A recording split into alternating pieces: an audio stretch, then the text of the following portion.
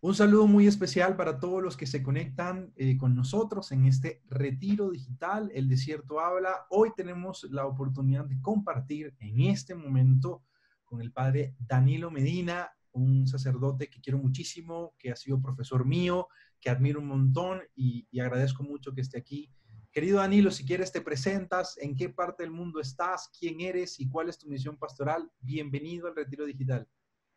Muchísimas gracias, Marco, por la invitación y de verdad que es una oportunidad preciosa, maravillosa, para aprovechar con bastante, digamos nosotros, positivismo, esperanza y alegría estos tiempos difíciles, pero también este encierro, que debe ser un encierro muy fecundo para nosotros desde la fe. Pues soy sacerdote paulino, por gracia de Dios también diríamos que biblista, docente de Sagrada Escritura. En este momento estoy aquí en Bogotá, en Colombia, prestando también un servicio a mi comunidad, los paulinos, el servicio de la autoridad como superior provincial, una cosa muy ingrata que no sé hasta qué punto se conjuga con esto de la Sagrada Escritura, pero bueno, yo creo que sí tiene sus contactos interesantes. Lo importante es que estamos aquí ya listos, muy, pero muy bien dispuestos, con mucha alegría y entusiasmo para compartir este tema con nuestros queridos participantes en este retiro. Yo quisiera, antes de seguir, recomendarle a las personas este hermoso trabajo que han hecho muchos biblistas, entre esos el padre Danilo Medina.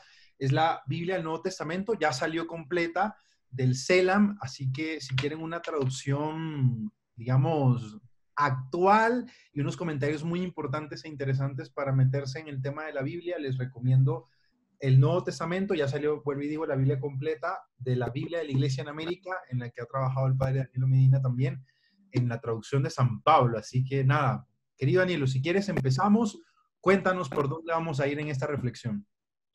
Bueno, según la propuesta de Marco, muy interesante, muy bien diseñada, les voy a ofrecer algunas ideas desde la Biblia, obviamente, de dos conceptos que son maravillosos, maravillosos para este tiempo y para esta propuesta de retiro. Palabra y silencio. Palabra y silencio a la luz de la Biblia. Ese va a ser como el tema que nos va a acompañar a lo largo de estos próximos minutos.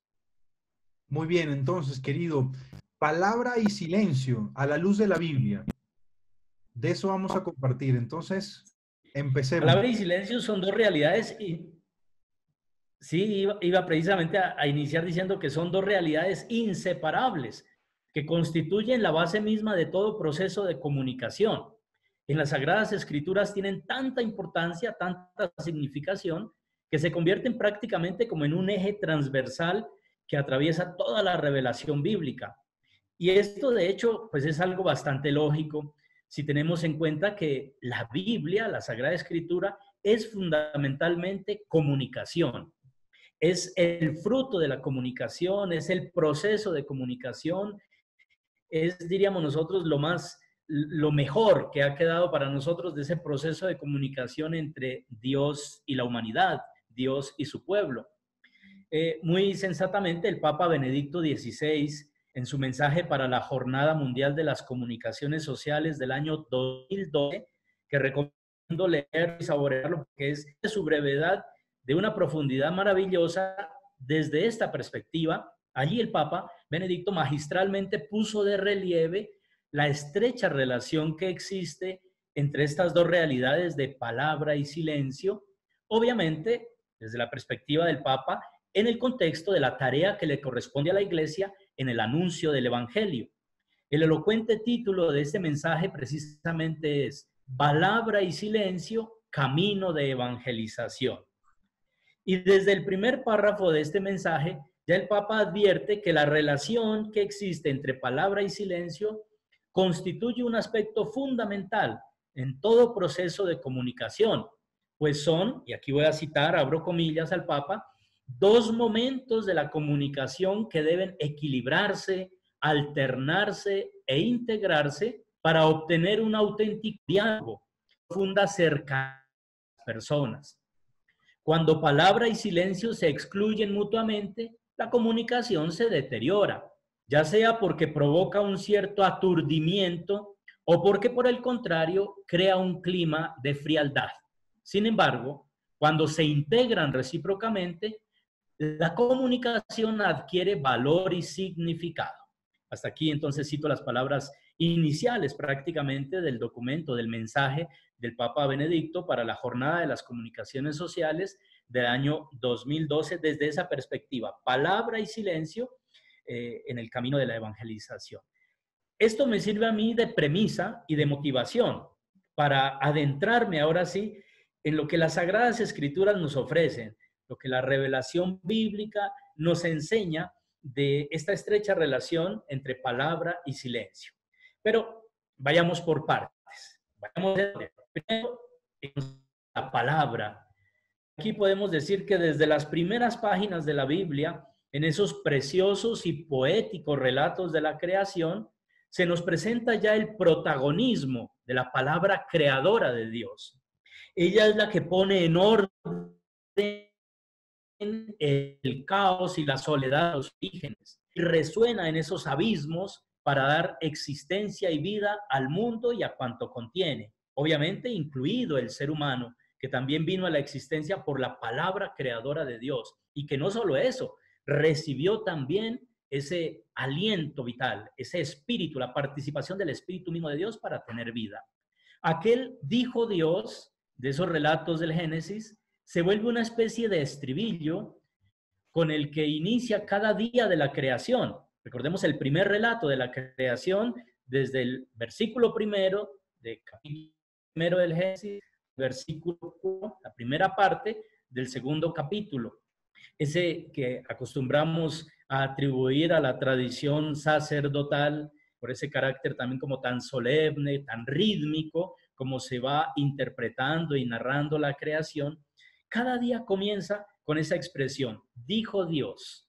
Es allí entonces donde está la palabra de Dios creando, poniendo orden, dando vida. Y desde allí en adelante, esa palabra se va haciendo cada vez más presente y activa en ese diálogo entre Dios y la humanidad, testimoniado por los textos inspirados y cuya riqueza es inagotable. Y aquí hago un pequeño paréntesis para mencionar también al Papa Francisco, especialmente en aquel motu propio Aperuit Illis, con el que convocaba, instituía e invitaba a celebrar el Domingo de la Palabra. Allí precisamente el Papa Francisco, refiriéndose a las Sagradas Escrituras, las manifiesta, las interpreta y las presenta como un diálogo de riqueza inagotable entre Dios y la humanidad. De manera que estamos en ese mismo contexto precioso. Volviendo a las Sagradas Escrituras, tenemos que decir que los patriarcas son esos primeros interlocutores privilegiados de Yahvé Dios. Con ellos, el Señor dialoga de manera directa y personal.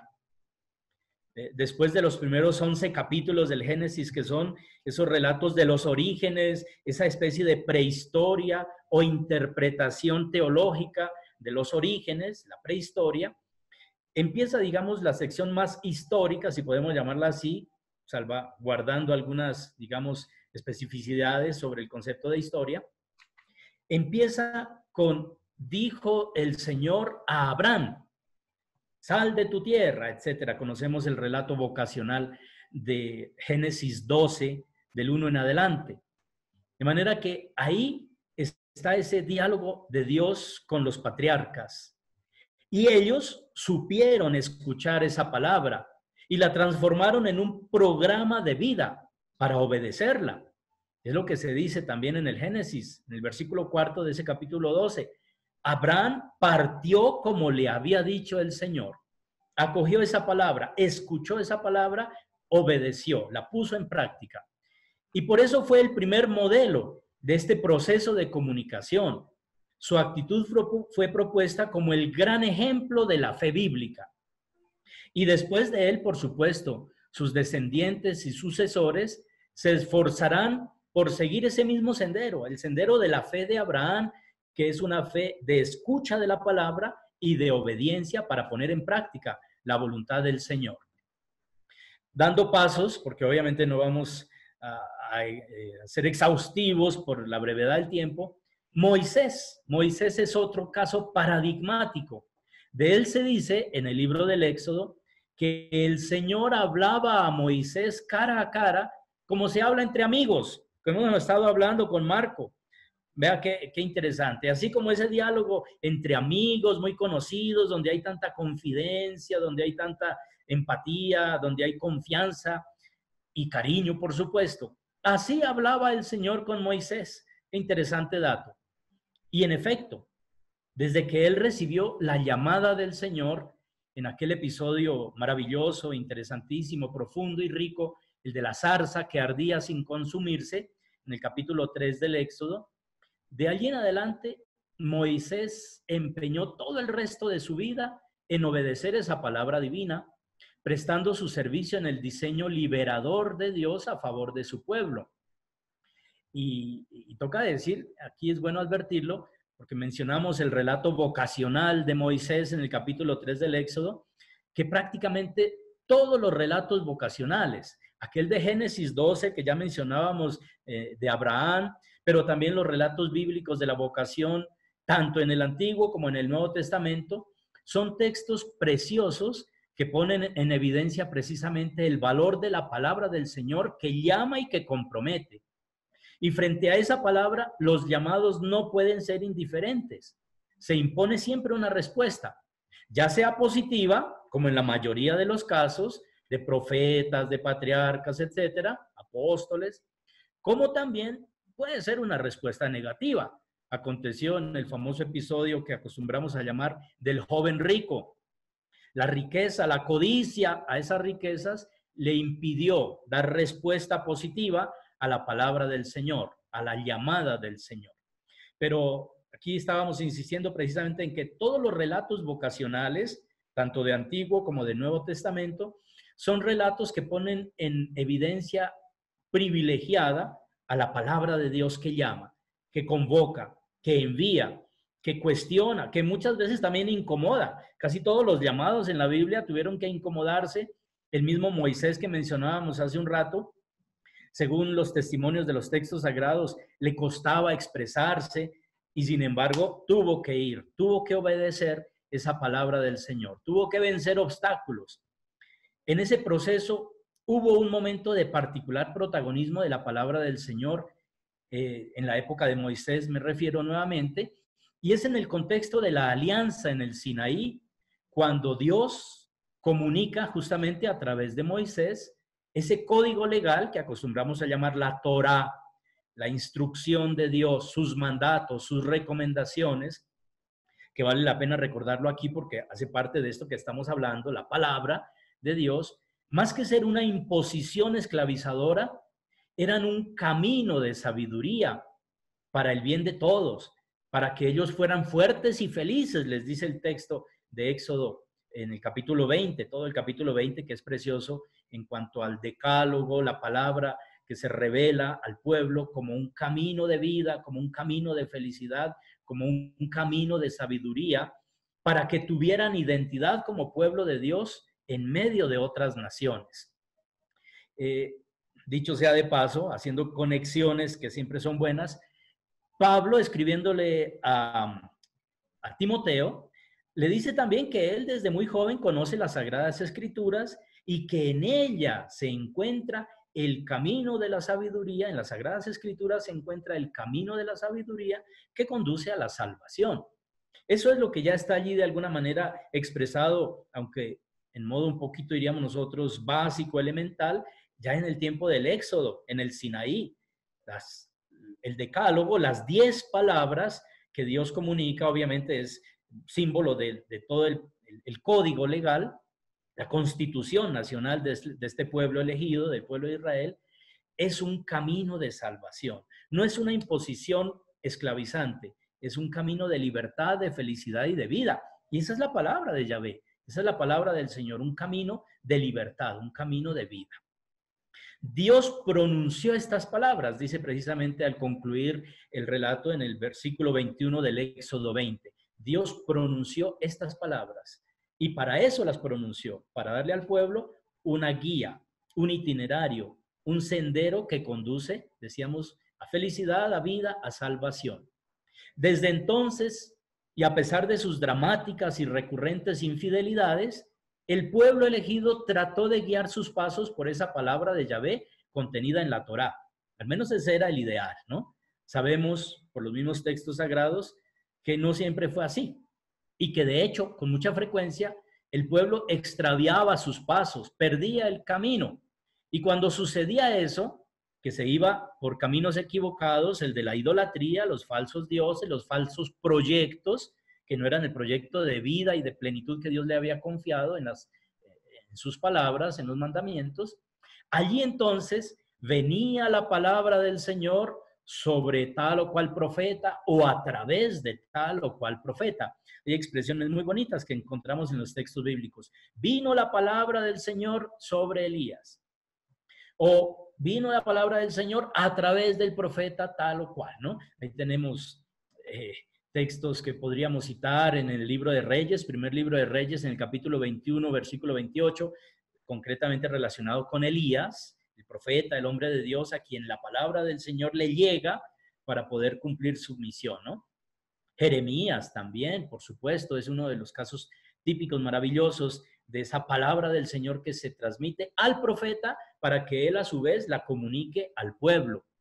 Ezequiel también, y me refiero en Ezequiel a un detalle muy interesante relacionado siempre con este tema, y es que a Ezequiel incluso el Señor le propone engullir, comerse el rollo de la Torá, es decir, nutrirse de esa palabra que tenía luego que comunicar como mensaje muchas veces doloroso, también de amenaza incluso, como un mensaje de denuncia, pero que luego también se tiene que transformar en un anuncio de esperanza.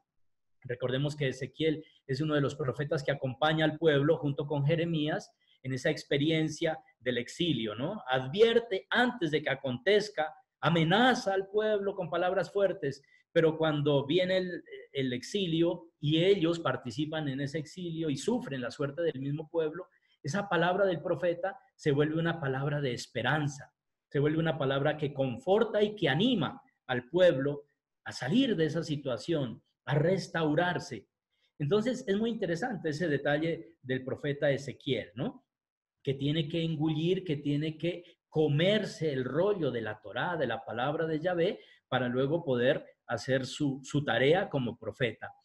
Y esto también, obviamente, por las conexiones que debemos siempre hacer, nos recuerda, casi que de manera espontánea, lo que en el Apocalipsis encontramos. Por allá en el capítulo 10, versículos 8 al 11, también el vidente, Juan, tiene que comerse ese rollo de las palabras del Señor, de las palabras que revelan el proyecto de Dios para su pueblo, en este caso ya en el ámbito cristiano, para la comunidad cristiana del Apocalipsis. El vidente tiene que comerse, que le sabe dulce como miel al paladar, pero luego es terriblemente amargo como la hiel en el estómago, ¿no?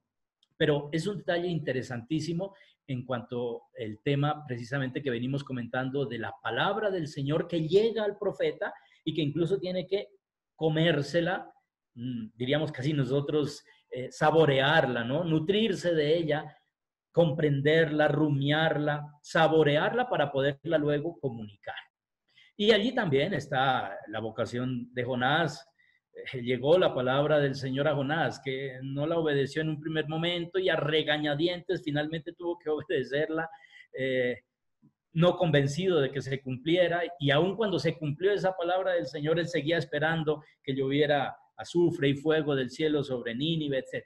Es precioso también ese caso de Jonás. Y Ageo también. La palabra del Señor viene al profeta Ageo, y Ageo va a ser un profeta muy interesante en la historia del pueblo porque también va a estar animando con sus oráculos la restauración posterior al exilio. El profeta Ageo de la época por allí de Esdras y Nehemías es también una palabra que de parte del Señor conforta, anima, da esperanza, moviliza al pueblo al regreso para reconstruirse como nación, una especie de renacimiento, de resurrección del pueblo después del exilio. Bien, entonces ahí están los profetas que reciben esa palabra y que la interiorizan para poderla comunicar. Los oráculos que el Señor transmitía a través de los profetas recordaban la esencia de aquella ley originaria que muchas veces el pueblo había olvidado o había desatendido o había terminado casi que asfixiando por ponerle, diríamos nosotros, tradiciones humanas, ¿no? Por poner caprichos humanos. Se había perdido como la originalidad pura, la pureza de la fuente de esa revelación de Dios. Y ahí entonces venían los profetas a recordar nuevamente ese origen precioso, limpio y puro que la palabra de Yahvé tenía desde su comienzo cuando fue revelada. Por eso los reclamos, las admoniciones y advertencias tan severas, tan enérgicas y contundentes que los profetas dirigían al pueblo. ¿A quién he de hablar, por ejemplo? Decía Amós, ¿no? Y sabemos la firmeza de la profecía de Amós. ¿A quién he de hablar? ¿A quién conjurar para que escuche? Vean, su oído está incircunciso, no puede escuchar. Vean, la palabra del Señor es para ellos objeto de irrisión, de burla. Han perdido su gusto. Dice Jeremías 6:10. Y por eso se anuncia que llegarán días en los que el pueblo ya no tendrá hambre del pan material, sino hambre de la palabra de Yahvé, que han despreciado, que no han seguido, que no han obedecido. Amós 8:11. Bien, también la literatura sapiencial, dando otro paso ya en la revelación bíblica, la literatura sapiencial de la Biblia pone en evidencia la centralidad de la palabra del Señor en la vida del creyente. Desde tiempos antiguos, los sabios de Israel recomendaban no olvidar, no olvidar. Este es casi uno de los mandamientos primordiales, junto al escuchar, ¿no? Escucha y no olvides o recuerda, guardar en el corazón, ¿no? Todos sabemos el sentido tan interesante que tiene la palabra recordar, volver a poner en el corazón. Entonces, no olvidar las palabras del Señor. Esa es, diríamos así, como la invitación primera que los sabios de Israel en su literatura le dan al pueblo. Las palabras del Señor deben ser conservadas, guardadas en el corazón, conservadas como un tesoro, dice el libro de los Proverbios, capítulo 3, versículo 1, capítulo 7, versículos 1 al 3. Y es que en efecto las palabras del Señor son para el creyente alimento, son para el creyente su mayor riqueza. Dice también el libro de la sabiduría, 6:26. También los salmos, obviamente, Salmo 12, 7, 19, 11, y Job 22, 22 al 25, insisten en la importancia que tiene la palabra, escuchar las palabras, guardar las palabras del Señor, obedecer esas palabras de Yahvé. En medio de las pruebas y de las aflicciones, la palabra del Señor se vuelve motivo de esperanza, de seguridad. Ella es la luz que ilumina el camino de la fe, que da vida a quien siente desfallecer. Salmo 119. El Salmo 119 es uno de los más largos, de los más extensos que tenemos, pero también de los más ricos que encontramos en el Salterio. Y hay muchos versículos de este Salmo 119 que ponen en evidencia ese valor más precioso de la palabra que guía, que nutre, que acompaña, que da seguridad y fortaleza al creyente, al orante, cuando se dirige en medio de la aflicción, de la prueba y la tribulación al Señor. Escuchar, atender y obedecer las palabras que el Señor comunica es garantía de felicidad y de sabiduría. Eso lo dicen también en el Salmo 78, primer versículo, Proverbios, capítulo 4, versículo 20, el Eclesiástico o Sirácida insiste también en lo mismo, capítulo 32, versículo 15. Con esto entonces hemos visto cómo la palabra ocupa un lugar central y protagónico en la historia de la revelación bíblica del Antiguo Testamento. Ahora, dando el paso al Nuevo Testamento, ya en los albores del Nuevo Testamento, esa palabra del Señor se sigue comunicando de diversas maneras. Obviamente todos tenemos muy presentes cómo la palabra del Señor se comunica a María a través del mensajero, llamado en la tradición Gabriel, el revelador de aquellos mensajes de Dios, ¿no? El capítulo 1 de Lucas, versículos 26 en adelante, nos muestran esa revelación de la palabra, del mensaje que Dios comunica a María. o también a través de un sueño, como en el Antiguo Testamento, de hecho, ya también se había mostrado a José, ¿no? El patriarca José, en la época de los patriarcas, o a Daniel también, que sabía revelar el sentido de esos sueños como manifestación de la palabra de Yahvé. También en el Nuevo Testamento encontramos el sueño de José, presentado por Mateo. Claro, recordemos que mientras Lucas, por su sensibilidad, por su objetivo catequético, pedagógico, etcétera, pone en evidencia y de relieve la figura de María, de la mujer, Mateo, en cambio, más dado a cristianos de origen judío, a quienes se dirige, obviamente pone a José como el que recibe la revelación, ¿no? Y por eso es la anunciación a José en aquel sueño donde se le dice que no tenga temor de recibir a María como su esposa, porque lo que está en su seno es obra del Espíritu Santo. Mateo 1, 18 al 25. Precisamente esa palabra que se comunica de parte del Señor anuncia y prepara la plenitud de los tiempos con la llegada de su Hijo, que es quien asume nuestra condición humana para redimirla. Y ese acontecimiento central de la historia es interpretado precisamente como el momento en el que la palabra se hizo carne. Y esto sí es casi que hasta escandaloso. Si se profundiza en el sentido de lo que representa esa expresión, tendríamos que decir que aquí se rompe en dos la historia, ¿no? Que aquí acontece algo fundamental y único. Ya no es solo la palabra que se comunica a un profeta, a un patriarca, a Moisés. No, aquí ya es una palabra que se encarna. La palabra que se hace carne, Juan 1:14 en el prólogo, es una luz grande que viene a traerle a la humanidad una nueva revelación.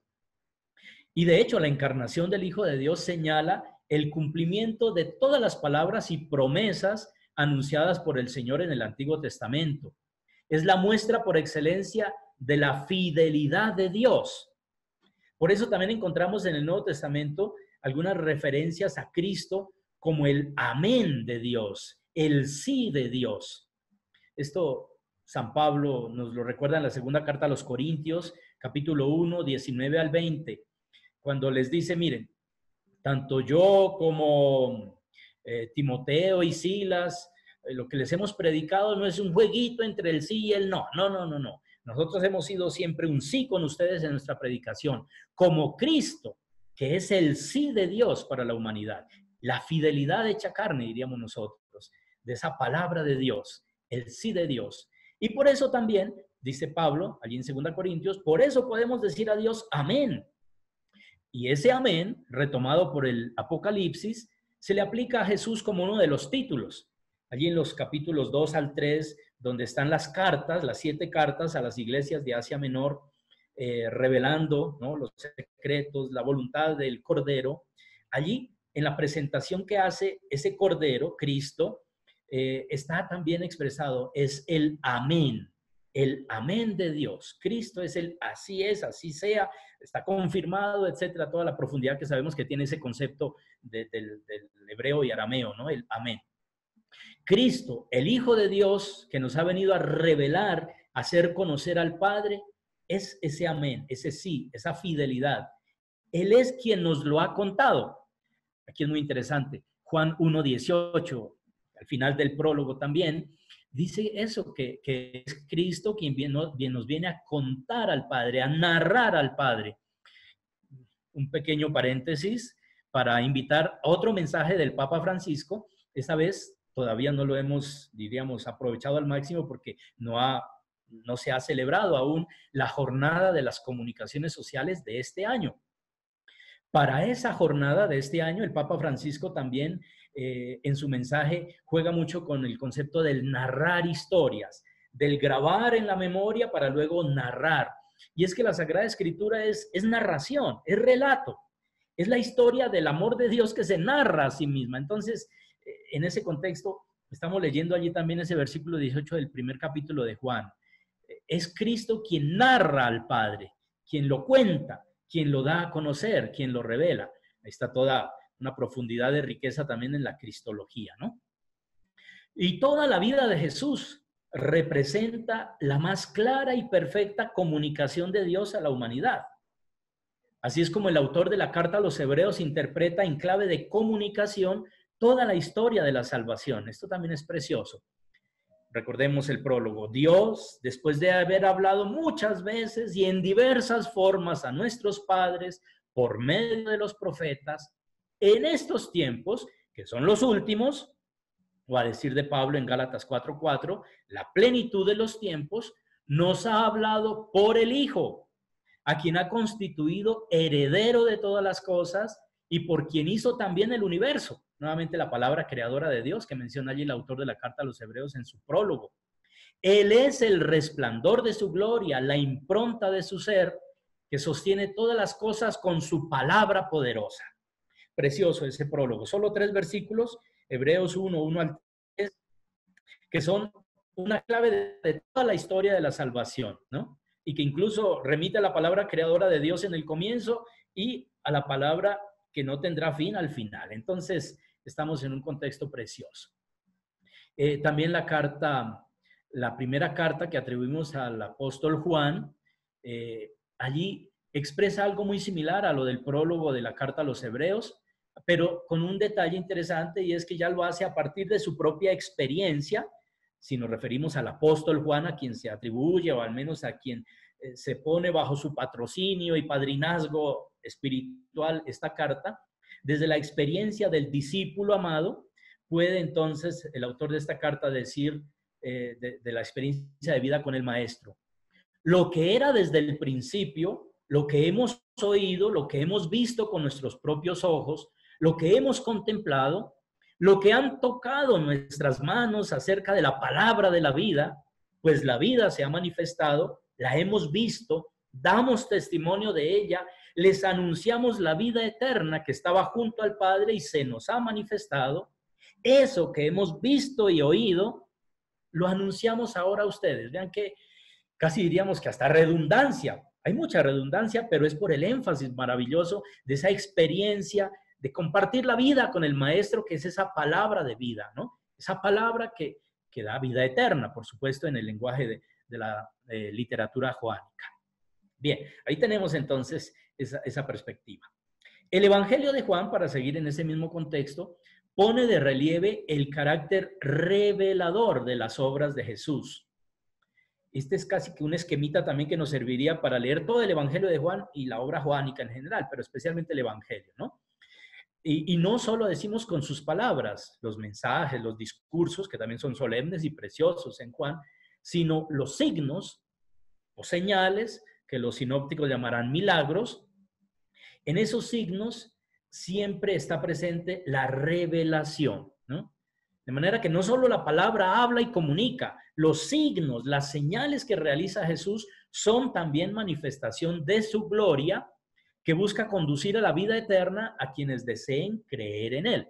Ese es como el esquema entonces, ¿no? Un discurso o un signo revela la gloria de Cristo para que quien crea en él, porque existe también la posibilidad de no creer, la libertad está siempre allí, pero quien crea en él y acepte esa palabra reveladora o ese signo revelador, tenga vida eterna, tenga vida en su nombre.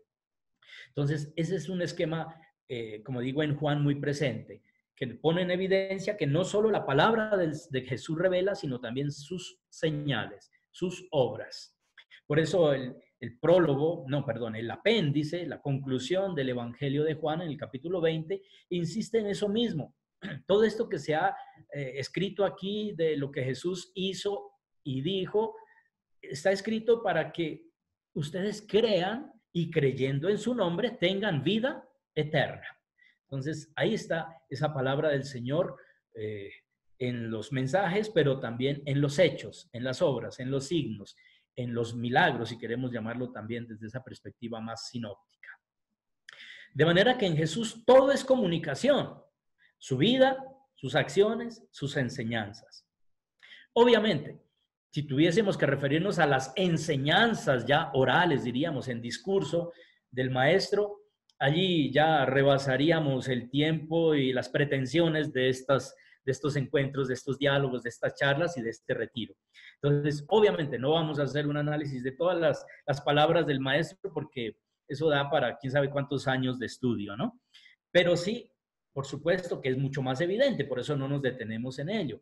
Hacemos el énfasis en los signos, en otros aspectos, pero por supuesto que los mensajes comunicados por Jesús de viva voz, las palabras que las tradiciones recogieron y luego pusieron por escrito, obviamente ahí está expresada, ¿no? La palabra del Señor, la palabra que revela al Padre, entre otras cosas, porque todo lo que Jesús dijo es palabra revelada por el Padre, del proyecto de salvación que tiene para la humanidad. Jesús se nutría de eso, de la palabra del Padre. En las tentaciones allí en el desierto, en Mateo 4:3, Él lo advierte, ¿no? No solo de pan vive el hombre, sino de toda palabra que sale de la boca de Dios. Y por eso también puede decir en Juan 4:34, mi alimento es hacer la voluntad del Padre que me ha enviado y llevar a cabo su obra. Entonces tenemos allí ese horizonte precioso de la palabra que revela a Cristo, que a su vez es revelación del Padre Dios. Guardar la palabra de Jesús en el corazón y llevarla a la práctica es anticipo y garantía de vida eterna, de tener vida eterna. Esta es una insistencia recurrente en el Evangelio de Juan, ¿no? El que guarda mi palabra, ¿no? Y que además vinculado con el concepto del amor. Quien me ama guarda mi palabra.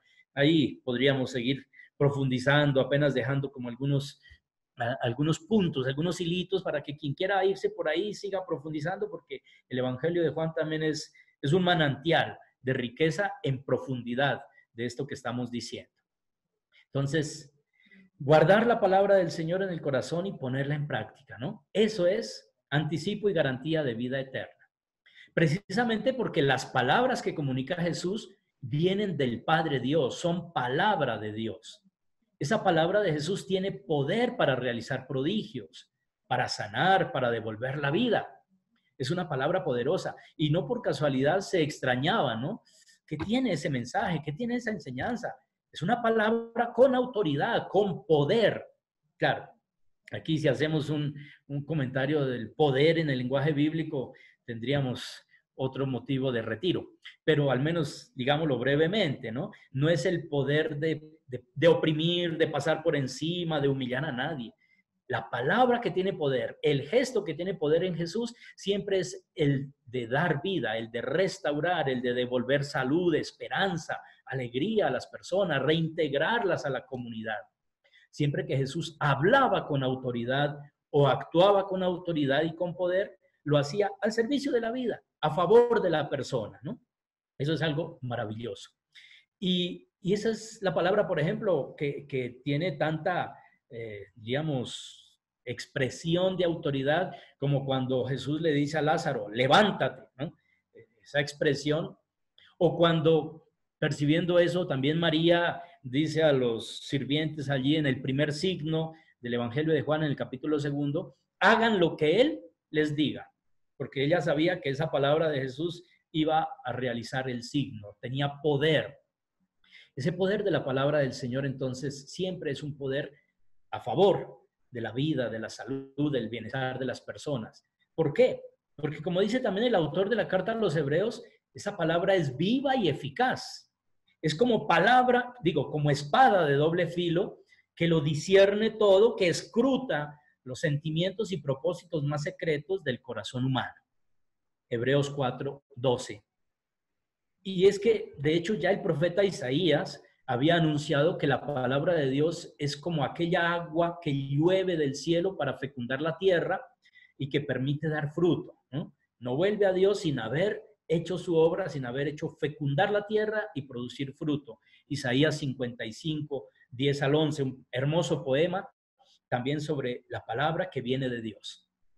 Los evangelios comparan el poder de la palabra de Dios con el poder de la semilla que viene, diríamos, grávida de vida, viene colmada de posibilidad de vida, que cae en tierra y que germina y que da fruto en abundancia, eso sí, dependiendo de la calidad del terreno que lo reciba, ¿no? Y ahí se abre, pues obviamente, un compromiso muy grande para quienes acogen o escuchan esa palabra. Mateo 13:13 en adelante, esa hermosa parábola de la semilla o del sembrador que bota la semilla y que es acogida para que dé fruto, y sus paralelos también, ¿no? Después de su infatigable labor y previendo ya cercana su muerte redentora, el Señor envió a los apóstoles justamente a comunicar y transmitir su palabra, porque su palabra tenía que perdurar en el tiempo, no podía irse con él. Era una palabra que tenía que alcanzar los confines de la tierra. Ahí tenemos nosotros los envíos misioneros, por ejemplo, de Lucas 9 y Lucas 10. ¿No? En Lucas 9 a los apóstoles, a los 12, en Lucas 10 a los 72, expresión de amplitud, de horizontes más amplios, del discipulado cristiano precioso. El apéndice de Marcos 16, 15 al 20, el envío también para que anuncien ese mensaje del reino de Dios, esa palabra de Jesús.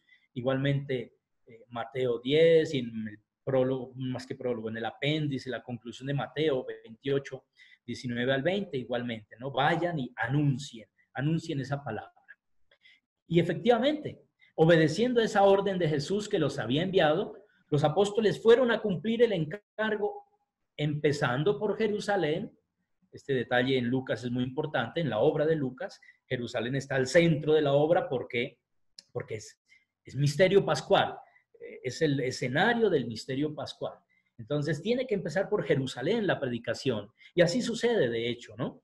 En los Hechos de los Apóstoles, versículo 8, capítulo 1, se da como el programa de todo el libro, es un texto programático, lo que se va a desarrollar en la segunda parte de la obra de Lucas, que es Hechos de los Apóstoles, cuando dice, recibirán la fuerza que viene de lo alto, el Espíritu Santo, para que sean mis testigos, para que lleven mi palabra, comenzando por Jerusalén, toda Judea, Samaria y hasta los confines del mundo, ¿no?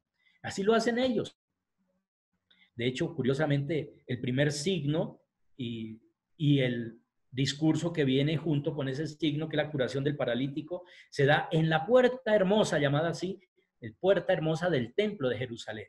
En el corazón de Jerusalén comienza a ser viva y eficaz esa palabra ya en los apóstoles, en los que recibieron de Jesús la orden y también están empezando a comunicar la palabra. Pero claro, tendrá que venir el Espíritu Santo en el capítulo 2 de Hechos para que eso se haga con toda la potencia en la misión de la iglesia, hasta los confines de la tierra. Y cuando hablamos de los confines de la tierra, no podemos pensar o dejar mejor de pensar en San Pablo. A él le correspondió esa parte. Pablo tuvo que venir a hacer realidad ese anuncio de la palabra de Jesús, del mensaje liberador, salvador de Jesús, hasta los confines de la tierra, no porque es apóstol de los paganos, de los gentiles. Es él quien hace que resuene esa palabra de Jesús en el mundo pagano. Y la conversión del mundo greco-romano, donde Pablo le abrió fronteras y caminos a la palabra de Jesús, esa conversión fue posible precisamente por la acción del Espíritu Santo, que es el gran protagonista de esta obra, pero también gracias a la respuesta que estos pueblos paganos, gentiles, supieron dar a la palabra de Dios que se les comunicaba. Pablo da testimonio de ello en la primera carta a los tesalonicenses, que probablemente es el primer escrito de todo el Nuevo Testamento, hacia el año 50, y da un testimonio precioso que sigue siendo válido para nosotros hoy, cuando dice, felicitando a los tesalonicenses, que recibieron el anuncio que ellos le hicieron, no como palabra humana, no como teoría, como doctrina filosófica, como una propuesta más de las que circulaban tanto por ahí. No, recibieron interpretando en ese mensaje la palabra de Dios que es viva y operante en ellos. Es un testimonio precioso. Podríamos decir, esa es la conversión cristiana permanentemente. Para nosotros hoy es lo mismo. Es recibir el evangelio como palabra de Dios que además sea vivo y eficaz en nosotros, activo. Esa es la conversión y esa es la vida cristiana. Primera Tesalonicenses 2:13, por si acaso es la referencia a ese elogio que hace Pablo de la actitud de los tesalonicenses respecto a la predicación del evangelio, acogido como palabra de Dios. Y a lo largo de los siglos, en la acción evangelizadora de la iglesia, ha seguido resonando esa palabra como anuncio de vida y de salvación. Y lo seguirá haciendo, seguirá llegando a cada persona, a cada pueblo, a cada cultura, gracias a la acción misionera de la iglesia, de todos nosotros los creyentes, firmemente convencidos, según lo dijo el mismo Jesús, de que cielo y tierra pasarán, pero las palabras de Jesús que es palabra de Dios, no pasará jamás. Marcos 13:31, Mateo 24:35, Lucas 21:33. Bueno, con esto tenemos ya casi que más de la mitad de nuestra tarea de hoy. Lo que nos queda acerca del silencio. Casi diríamos que por hacerle honor al tema del silencio tendríamos ya que quedarnos callados y terminar aquí. Pero no, yo creo que sí hay que agregar alguna palabrita acerca del silencio, que además es muy importante. No hemos dado suficiente importancia que tiene, de hecho, el silencio en la experiencia de fe, en la teología misma, en los estudios bíblicos. A veces el silencio como que pasa un poco inadvertido, siendo algo tan importante como vamos a verlo también. Y aquí me remito nuevamente a las palabras del Papa Benedicto en aquel maravilloso mensaje para la Jornada de las Comunicaciones Sociales del 2012. Dice allí el Papa: el silencio es parte integrante de la comunicación y sin él no existen palabras con densidad de contenido. En el silencio escuchamos y nos conocemos mejor a nosotros mismos. Nace y se profundiza el pensamiento. Comprendemos con mayor claridad lo que queremos decir o lo que esperamos del otro. Elegimos cómo expresarnos. Callando se permite hablar a la persona que tenemos delante, expresarse a sí misma. Y a nosotros no permanecer aferrados solo a nuestras propias palabras o ideas, sin una oportuna ponderación. Se abre así un espacio de escucha recíproca y se hace posible una relación humana más plena. Cierro comillas, citando al Papa Benedicto. Y con estas palabras, él advierte acerca de la importancia fundamental del silencio en todo proceso de comunicación. Claro, tiene que ser un silencio, digamos, activo y un silencio de atención, porque también a veces sucede que en el diálogo, en la comunicación humana puramente, cuando hacemos silencio estamos pensando en cómo contradecir lo que el otro me está diciendo o qué aportar en mis argumentos. No, aquí el silencio al que nos referimos es al silencio que, como lo vamos a comentar ahora, viene de la mano con la escucha. Es ingrediente y exigencia necesaria para la escucha. En el diálogo, en la comunicación, el silencio tiene que ser eso, un silencio de escucha, de atención. Y la atención a quien habla es reconocimiento de su dignidad. Es algo maravilloso. Cuando yo hago silencio para escuchar, estoy diciéndole a la otra persona: usted es importante. Yo me pongo enteramente en actitud de acogida de cuanto dices. Entonces, por ahí va precisamente también, ya en la aplicación al tema bíblico, el valor del silencio. En la revelación bíblica, el silencio está presente de muchas maneras, especialmente como condición imprescindible para la escucha de la palabra del Señor. Y ahí ya hay un concepto gordo de la tradición bíblica: escucha, la escucha. Decíamos hace un rato, junto al no olvidar, junto al recordar, que es tan importante, otro mandamiento primordial: escucha. Y todos somos muy conscientes, ya sabemos lo que representa en la tradición bíblica este escucha Israel, ¿no? Que es, decíamos, el mandamiento primordial, porque si no se escucha a partir del silencio la voz de Dios, y no se escucha, no vamos a poder percibir qué es lo que Él nos comunica, cuál es su proyecto, la propuesta que nos hace para nuestra vida. Entonces tiene un sentido profundo la escucha preparada, hecha posible por el silencio. Otro concepto bíblico muy importante aquí, que creo que según la propuesta de Marco va a estar muy presente y es riquísimo, es el del desierto. De la mano con el valor del silencio, llegamos al concepto del desierto, estrechamente ligado a este del silencio. Entre tantos otros matices de rico significado que tiene el desierto, y que lo van a profundizar con otros queridos colegas y amigos, muchos de ellos también muy cercanos para mí, yo solamente quiero decir que desde el concepto entonces del silencio, el desierto se convierte en lugar y ambiente privilegiado para ese silencio fecundo que abre el corazón a la palabra del Señor.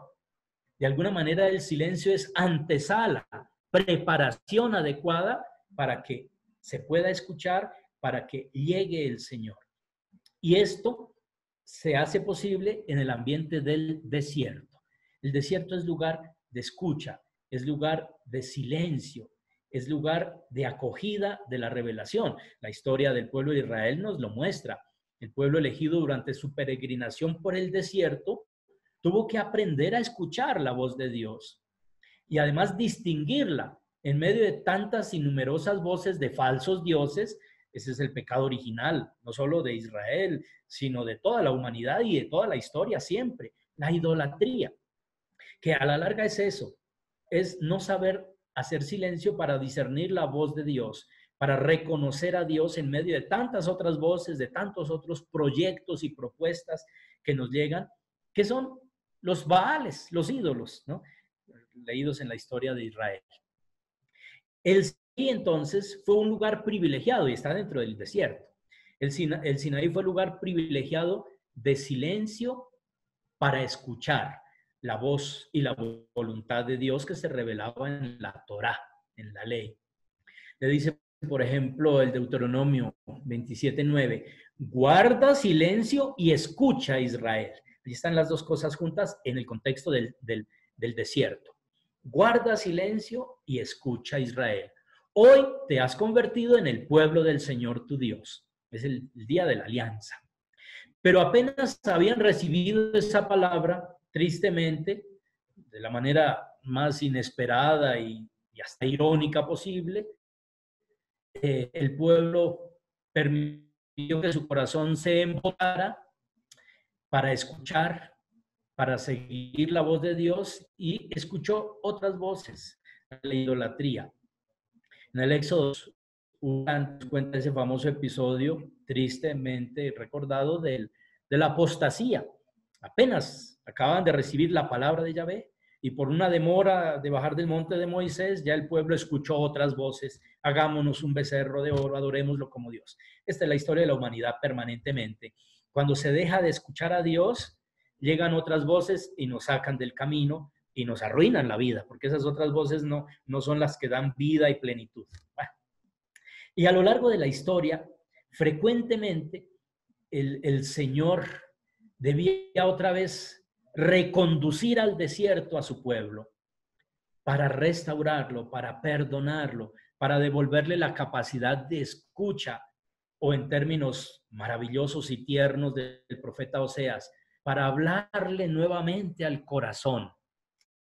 Una expresión de misericordia y de ternura, de romanticismo en su grado más alto, ¿no? Reconducir a la humanidad al desierto para hablarle nuevamente al corazón, para atraerla de nuevo con lazos de amor. Bueno, ahí nos meteríamos en otro mundo precioso, pero relacionado también con todo esto que estamos diciendo, porque llevarlo de nuevo al desierto es volverle a dar capacidad de silencio y de escucha, propiciar ese ambiente de silencio y de escucha para que el corazón se abra nuevamente a la única voz que hay que acoger como proyecto de vida, la voz de Dios, la palabra de Dios. Un episodio muy elocuente, yo sé que ya estamos en el tiempo, querido Marco, me está haciendo allá una que otra ceñita, ya estamos concluyendo. Un momento o un episodio más bien muy bonito, muy elocuente, que ilustra la importancia del silencio como ambiente ideal para la escucha y el encuentro con Dios, lo encontramos en la historia del profeta Elías. Todos recordamos que Elías, después de combatir contra los profetas de los Baales allá en el Monte Carmelo, huye lleno de miedo, por el camino quiere dejarse morir, pero Dios lo anima, lo reanima, lo alimenta, le da agua para que siga el camino. Todavía tienes mucho que hacer, mucho camino que recorrer, y finalmente llega por allí al monte del Señor, digamos, a tratar de restaurar un poquito las energías y el ánimo también y la fe. Y en ese contexto, el Señor promete que va a pasar. Y se siente primero un ruido, un terremoto, pero no estaba allí el Señor. Y luego también la tormenta, bueno, todas esas portentosas manifestaciones de algo ruidoso donde no está el Señor. La presencia de Dios se manifiesta en el suave murmullo, en el silencio, en la calma, no en el ruido estruendoso ni en los acontecimientos tormentosos o apabullantes. La presencia la voz de Dios se manifiestan en el silencio, en la quietud, en la calma, en la paz del corazón. Qué bonito mensaje desde esa época de Elías para nosotros hoy, que nos permite reconocer entonces el valor del silencio. Y en este mismo sentido, ya como para ir llegando a Jesús y darle conclusión a nuestro diálogo de hoy, en ese mismo sentido, el ejemplo y la enseñanza de Jesús nos llevan a privilegiar el silencio y la interioridad. Sobre esto hay mucho que decir. De hecho, después aquí a Marco le puedo compartir algún tema que tengo sobre la interioridad también. Pero bueno, apenas lo dejo aquí planteado. Lo dejamos en remojo, o como dicen los italianos, dejo la pulga en la oreja. Pero el valor de la interioridad, que viene con lo del silencio, es uno de los valores típicamente cristianos, pero lastimosamente más olvidados, menos tenidos en cuenta. La interioridad. Y eso que ya estaba anunciada por los profetas, sobre todo aquellos profetas que anunciaron nueva alianza, Jeremías y Ezequiel particularmente. Grabaré mi ley en su corazón, ¿no? Ya no tendrán que enseñar el uno al otro, ¿no? Conoce, no, ya lo conocerá desde dentro, en el corazón. La interioridad viene colmada de silencio y son abundantes, sobre todo en Lucas, las referencias precisamente a la actitud de Jesús del quererse retirar a lugares apartados para orar, encontrar en la soledad, en la quietud del silencio, el espacio ideal, el ambiente propicio para la oración. Jesús es un hombre de oración, es el maestro de oración, es el orante por excelencia. Y los evangelios son recurrentes en insistir en eso, especialmente Lucas, pero también los otros lo manifiestan. Él privilegiaba apartarse de vez en cuando. Sí, atendía a la gente, enseñaba, hacía, etcétera, pero también necesitaba esos espacios de desierto, de retiro, de silencio, de oración. Y allí es precioso porque es el ejemplo mismo de Jesús que nos lleva a valorar el silencio, el retiro como ambiente para la oración y el diálogo, el encuentro con Dios. La búsqueda del silencio y de la soledad, esa soledad fecunda, no la soledad amargada y triste, sino la soledad fecunda, colmada de presencia de Dios, es precisamente lo que hace posible el diálogo con el Señor, el encuentro. Y ahí, como digo, apenas dejo mencionado el tema de la interioridad, entrar en sí mismo. Vean qué es lo que dice, por ejemplo, Lucas en la parábola tan hermosa del hijo pródigo o del padre misericordioso. Entrando en sí mismo se dijo, ¿no? Y ese entrar en sí mismo le permite, por ejemplo, al hijo pródigo reconocerse, sí, pecador, pero más de eso, y además de eso, reconocer el amor del Padre, reconocer que tenía un Padre misericordioso siempre dispuesto a perdonarlo. Y eso es lo que le da la fuerza de levantarse y volver. Entonces, aquí podemos concluir ya diciendo que el silencio nos lleva también a valorar la interioridad, el recogimiento, la meditación en último término. Ese es un valor precioso de la tradición cristiana que no podemos olvidar. Tal vez en Oriente lo han valorizado mucho más. Ojalá que nosotros no lo perdamos de vista. El silencio como ambiente ideal para la escucha de Dios, para la oración, para interiorizar y encontrarnos con Dios. Muchas gracias, Marco, por la oportunidad para compartir estas ideas. No, querido, yo te agradezco a ti por haberte tomado este tiempo en medio de tus ocupaciones y por también haberlo hecho con tanto juicio. No esperaba menos de ti, maestro. Gracias por estas palabras que creo que nos ayudan también a seguir profundizando en todo este tema del desierto que estamos viviendo en la vida cotidiana, ¿no? Que nos ha afectado a todos, que ha afectado la fe, que ha afectado los encuentros, que ha afectado, bueno, también la economía y demás. Entonces, gracias porque me parece que has dilucidado y nos has dado unas intuiciones que nos permiten de verdad adentrarnos en ese espacio y en este espacio que tenemos de silencio, de soledad y de encuentro con esa palabra. Creo que saliendo de esta conversación, lo que queda es apagar todo y entrar allí, entrar para descubrir al Dios que nos habla en el silencio. Yo solamente quisiera agregar, bueno, si nos podías regalar una pequeña palabra más sobre el tema de la autoridad, ¿no? De Jesús que actúa con autoridad. Porque me parece que lo que está detrás de eso también es que, a diferencia de muchas veces nosotros que decimos una cosa y hacemos otra, la palabra de Jesús y la palabra de Dios dice lo que hace y hace lo que dice, ¿no? Como para una especie de conclusión extra a tu ponencia, a tu conversación, algo que nos puedas decir sobre eso y yo creo que con eso hemos redondeado muy bien el tema de la palabra y el silencio. Bueno, muchísimas gracias por la oportunidad y efectivamente, pues alcancé a referirme a ello, pero a mí siempre me ha interesado mucho y me ha impactado que cuando los evangelistas hablan de que Jesús actuaba con autoridad o enseñaba con autoridad, no es porque está humillando a alguien, porque está regañando, porque está sintiéndose superior a los demás, siempre es en el contexto de una resucitación, de un milagro, de una curación, de restaurar en su dignidad a una persona, de devolverla al centro de la comunidad, sacándola de esa marginación en la que tantos prejuicios lo ha culminado, ¿no? Entonces, a mí siempre me parece que es interesantísimo. Igualmente, cuando se dice que las gentes se maravillaban de que hablaba con autoridad y no como los escribas o como los maestros de la ley, precisamente es porque mientras ellos obtenían, entre comillas, la autoridad de la ley, Jesús la recibía del Padre directamente y de la coherencia de vida, de que eso que usted decía, de que hacía lo que enseñaba, que su vida misma era enseñanza y que por eso no había dicotomías en él entre lo que hace y lo que enseña, entre lo que vive y lo que predica. Entonces, yo creo que ahí tenemos esas dos ideas grandes, ¿no? Siempre que la autoridad es al servicio de la vida, para el bien de las personas, para restaurar, liberar, rescatar, devolver salud. Y que también la autoridad que Jesús tiene cuando enseña o cuando actúa es la autoridad misma de Dios y de su coherencia de vida, que ojalá pues para nosotros sean también siempre un desafío permanente. Bueno, querido, gracias por compartir este espacio. Para quienes hayan ido tomando notas, les hemos adjuntado también en esta conferencia el texto que el Padre ha escrito con mucho cariño y con mucha dedicación, y te lo agradezco. Se nota tu esfuerzo por querer compartirlo más y lo mejor que puedas este tema.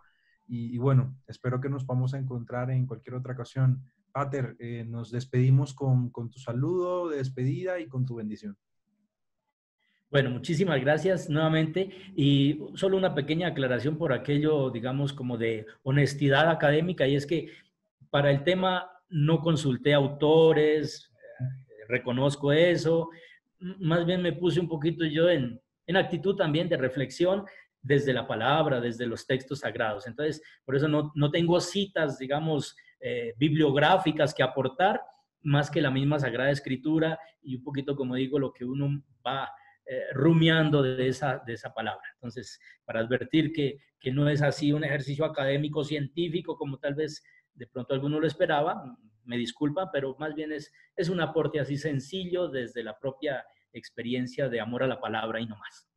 Bueno, entonces al despedirme, les auguro de verdad pues que estos tiempos que son de crisis traigan también muchas bendiciones y muchas enseñanzas para cada uno de ustedes, que el Señor los acompañe, los anime en estos días difíciles y que con la luz de su palabra, como alguien decía, en estos días no tenemos, estamos como en ayuno de Eucaristía, pero tenemos que nutrirnos de la palabra. Ese es el alimento que sí tenemos a disposición de nosotros. Si no podemos acudir a la Eucaristía en las iglesias, acudamos a la palabra, que igualmente es fuente, es manantial de vida. Es la manera como el Señor nos sigue sosteniendo en el camino de nuestra vida. Y que el Señor, que es fuente de misericordia infinita, los bendiga y los proteja en el nombre del Padre, del Hijo y del Espíritu Santo. Amén. Gracias, Pater. Feliz. Cuídate mucho. Que Dios te bendiga. Igualmente, seguimos en Chao. contacto. Claro que sí.